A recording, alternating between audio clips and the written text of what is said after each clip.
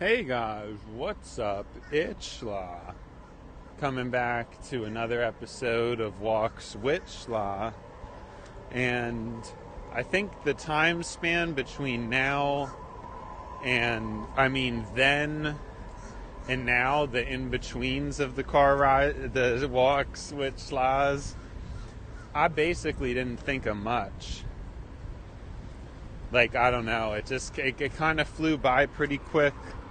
Like I said, these short days I do, it's way too fast. I mean, like I said, like an 8-hour shift to me is like not really that long. So, I don't know. It's just like a perspective thing, I guess. But I think like I would really want 10-hour shifts. And then 12-hour is like kind of a lot. I kind of feel like 12... It's kind of the ceiling, you know what I mean? So maybe like 11-hour shift is like, because I don't know, to me, I guess since I'm so zoomed out, it's just like time, like, it's too fast. Like, I don't like rapid, you know what I'm saying? Like, if I'm going to do something, I want to be able to kind of sit for a bit. You know, like, I don't just want it to feel like, oh, like I just showed up, oh, now I'm just leaving again. You know what I'm saying? Like, because that's like how I do stuff. I like doing things slow and methodically, you know, and with a precision. And that's kind of what I don't like about my current job is it's just like a low wage. They want you to rush through, slop stuff up. And that's not how I am at all. Like, I think I should really be working for like a luxury company that cares about, you know, detail and inspection and things like that. But whatever. Like I said, I think we're just stuck where we're at, coasting, and presumably in about a year my YouTube career will take off and I'll be able to retire the next year. No, I don't know. It would take a lot for me to quit the job just because, like I said, I mean, I'm still able to produce the content I want to. So my work doesn't really prohibit my lifestyle. You know, I don't know why I would stop doing it. You know what I'm saying? It's just, I wouldn't just quit. Like, I think it's good to, you know, have something to do. And I just thought of something I was going to talk about, but I've already forgotten. So, not good. Not great. I guess I'm just still, like, hemming and hawing over the phone situation. I don't know exactly what I want to do. Just like a weird thing. And I guess I'm still trying to unravel a lot to do with humanity and all this usual things I try to figure out. The usual things. And yeah, but what I will say, you know what, I think I did look into I think I did paste the transcript from the car rides with Schla. I did end up doing that. But I just didn't really think there was much of a takeaway. I think the main concept is just that there's that antisocial concept. I don't know how much depth I went into it. And I know I'm beating a dead horse, but I guess an explanation for it that's coming to me right now is this idea that it's like you're antisocial because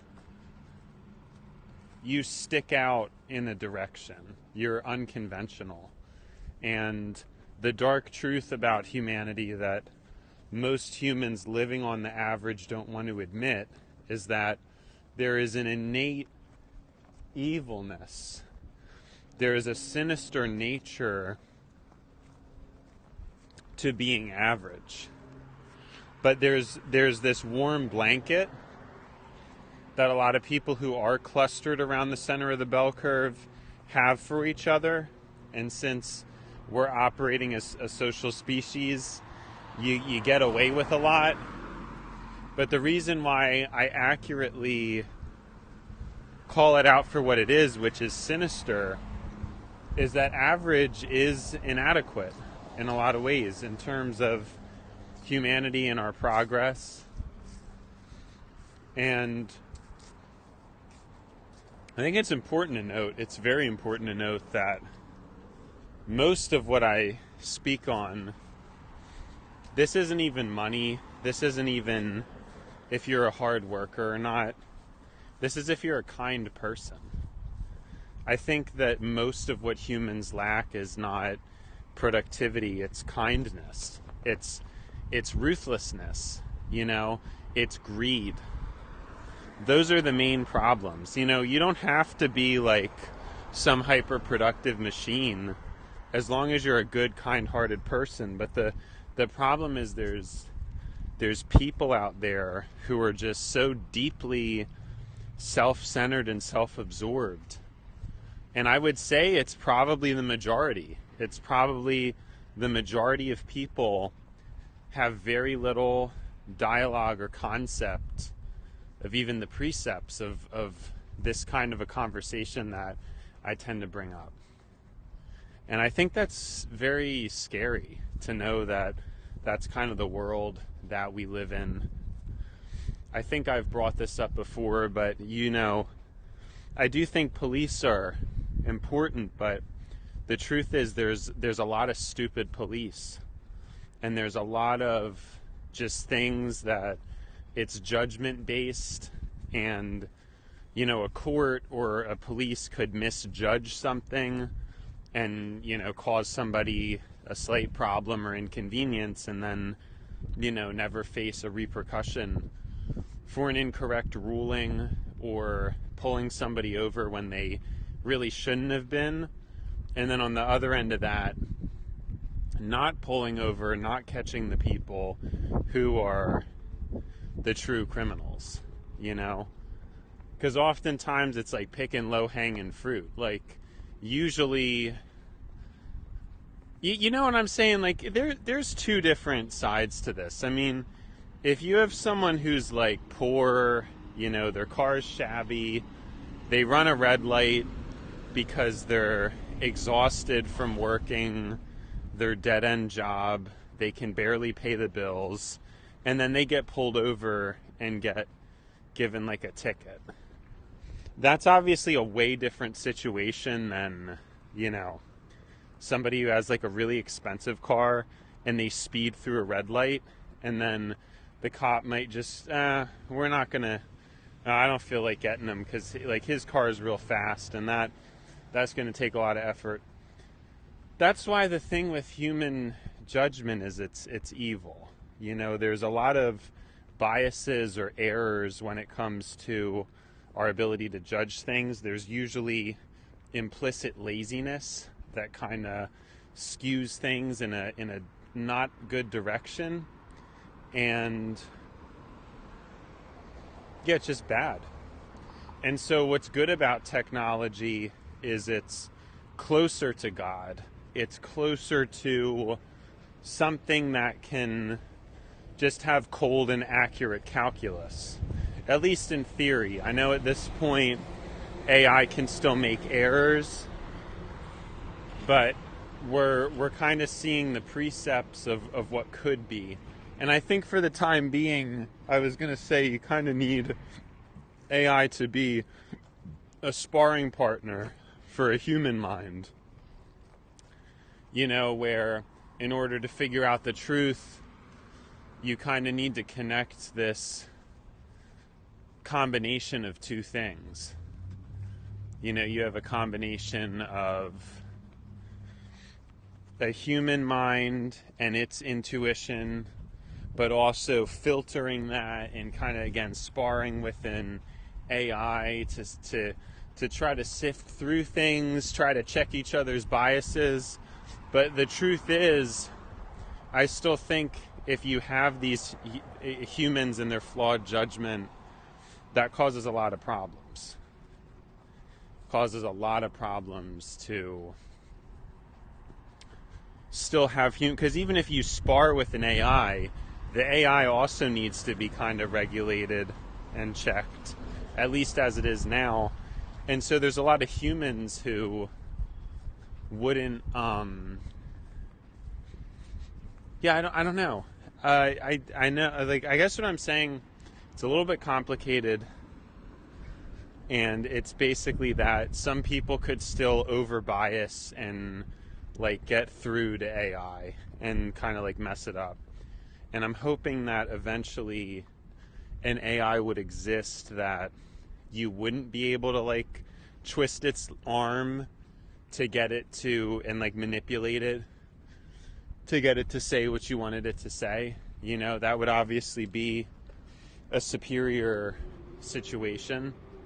And that's kind of what I'm describing, is that for the time being, there's still humans and their poor, inadequate judgment is such a terrible thing. And judgment's very important. It's very important to be an accurate judge of things. It's the most vital skill that we have, and what differentiates us from other species intellectually is our ability to make informed judgments and attribute, I guess, labels or specificity.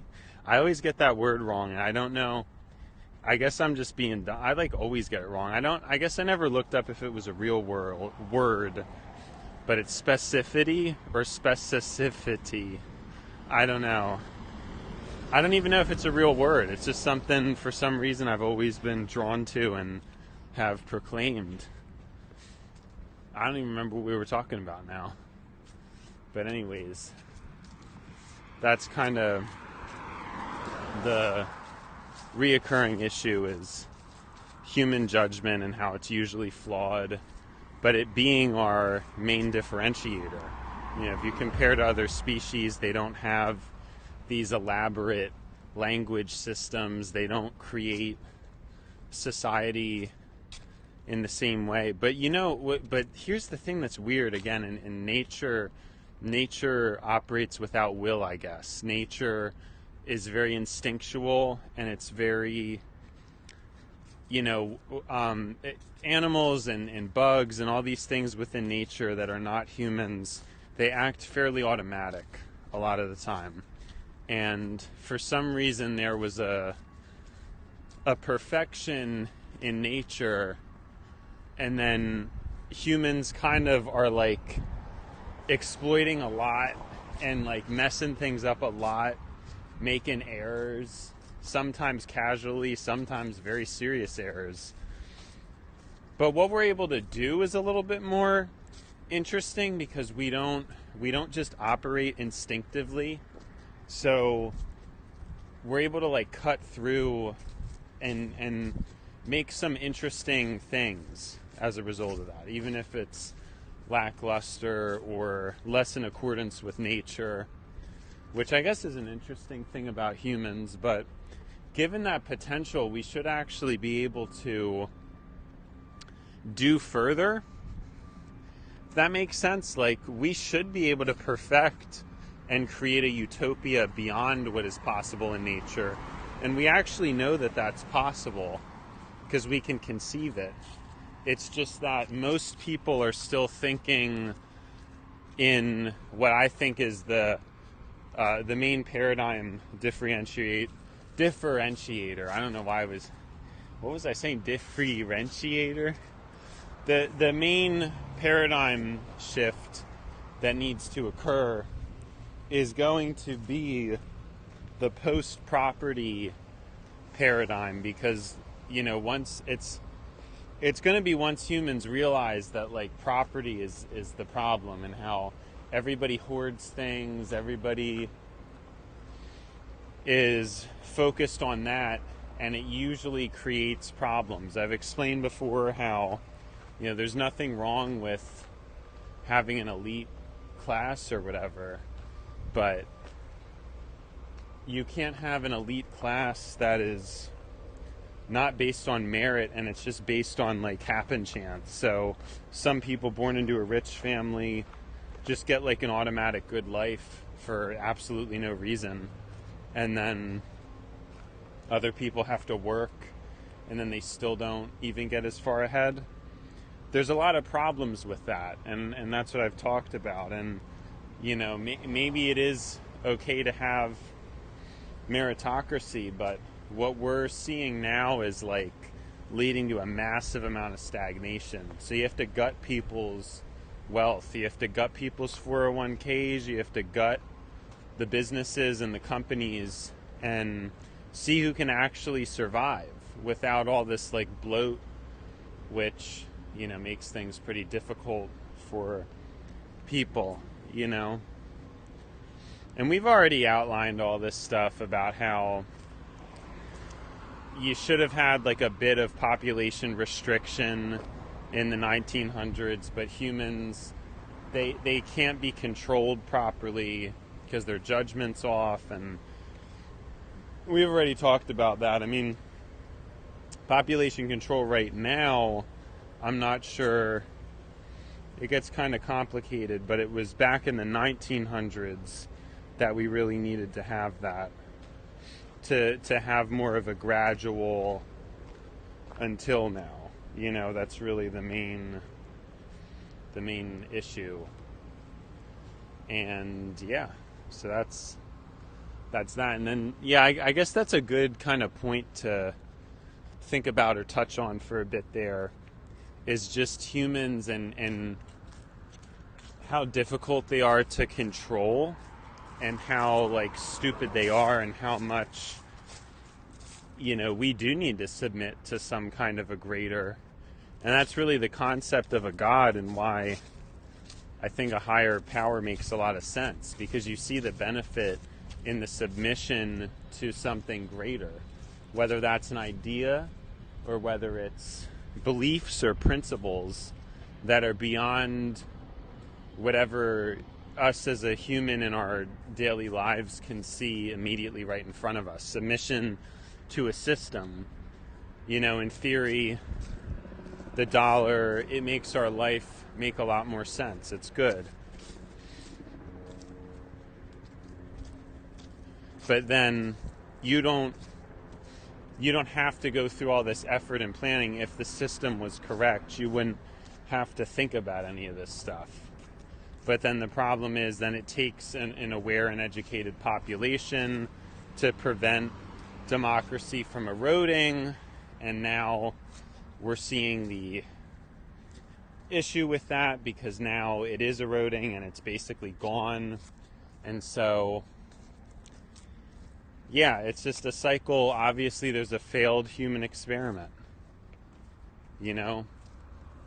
and a lot of people are slipping away and have no idea what even happened or what's going on.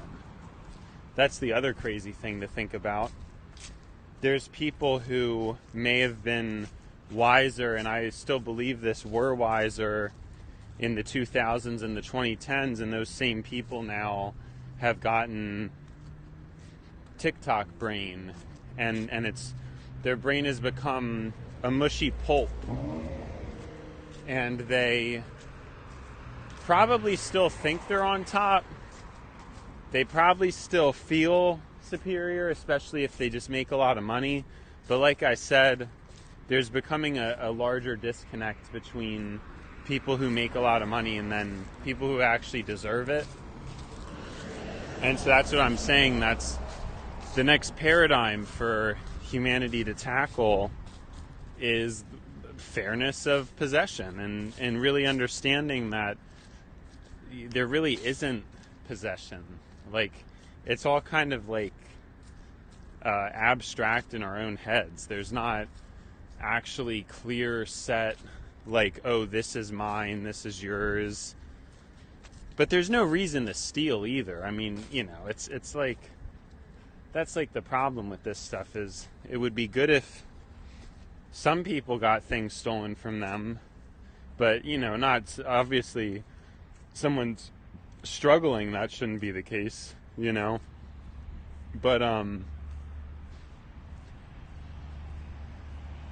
yeah. And then the counter argument to that, it's fair, because like I said, and this is kind of the problem with that, is if you set up this great system, the people at the bottom, I'm worried that they wouldn't appreciate it, because you have these issues with memory and attention span and stuff like that, and we already have proven that